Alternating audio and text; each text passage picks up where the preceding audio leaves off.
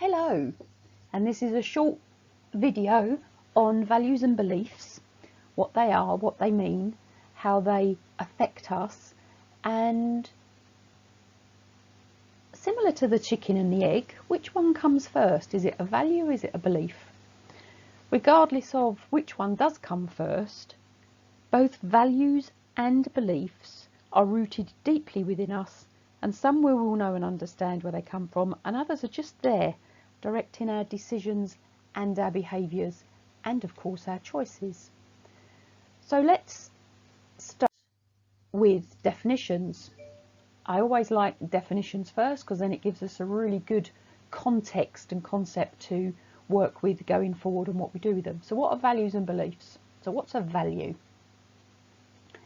A value is a principle or standard of behaviour, a judgment of what is important in life, our life, and of course others. We'll come on to that in a bit later, and by which we order our lives and make our choices. So what's a belief? A belief is an opinion and conviction which creates an acceptance that something exists or is true, which may not immediately be visible or have proof. So it's an internal thing through which we make our decisions. So both of them, when you look at them, are something that enables us to make a choice, to make a decision. And when we originally think about these, both values and beliefs are an internal process. So how are values and beliefs created? We're not born with them, although if you talk to some people they may say we are, but they are installed in us within our very early years. They can be changed when we know what they are, but they'll come at us from different angles. It could be a personal belief and value, could be from our family, can come from our community, could be societal, cultural, could come at us through our business, whether it be our business or someone else's, or an organisation if we work for an organisation or an organisation we belong to. And our personal values and beliefs do not always form an alignment with other values or beliefs that may be imposed on us. And as you can see from the list, they arrive into our environment from a multitude of sources. So what actually happens? Our values and beliefs indicate what's important to us, and depending on how far we are pushed away from them, we will fight to get ourselves back to that feeling of all is right with the world. So what do I mean by that? When we're in alignment, internally everything is comfortable. If we are working to our values and beliefs, whether we've designed them, created them, or whether they are just what we are working with, everything is right with our world. If we are pushed away from them, or we find ourselves operating in an environment that doesn't fit, we will fight to get ourselves back to that feeling of what is all right with the world. And here's an interesting thought process. We are judged according to our values and beliefs all of the time.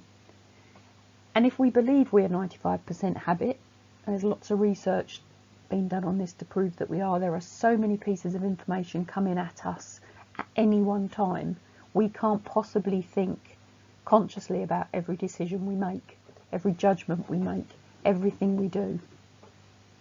We don't consciously think about how we breathe. We don't consciously think about how we walk. We don't consciously think all of the time about how we drive. So most of our values and judgments are unconscious. So what does that mean for us and our results and our effects on other people and ourselves? Basically, it means we're responding automatically. So we're reacting rather than responding. So if those values and beliefs are unconscious, how do we know where they're leading us? Especially if we don't know what they are. We think we make educated decisions when in reality our decisions are based, most of them, through our habits. So where are our decisions coming from?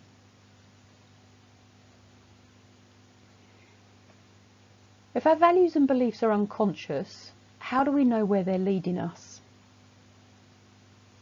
Our values and beliefs are important because they will help us grow and develop or shrink and stagnate.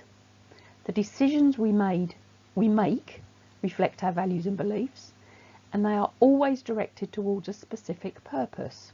Whether we truly understand the purpose or not, we are always goal-oriented. So we think we make educated decisions when in reality, where are our decisions coming from? And how would it be if you could know in advance if your values and beliefs fit the thing that you were aiming to do, whether that be a business, a career change, a partner, a new relationship, a business partner, anything within your personal life. And you can. It's all possible. If we change our values and beliefs, or change the values and beliefs that aren't serving us, miracles can happen. We once believed the earth to be flat, now we believe it is round. We once believed that no man could fly, and now we do regularly. We once believed that it was wrong for women to vote, and we now have the youngest Prime Minister ever, and they're female. That's in Finland, if anybody would like to look that up. And you need to know what your values and beliefs currently are to change them. So question to you, do you know what yours are? Do you know what is driving you? And a final thought on this very short presentation.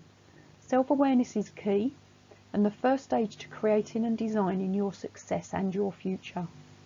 How aware of your values and beliefs, and how they are driving your every decision, behaviour and choice. I call it the union when we are complete and in alignment. Self-awareness leads to self-mastery, leads to self-expression to achieve what you want to achieve in your life and your business. If anybody would like any more information on this, please contact me. The details are on the final slide. Thank you for listening.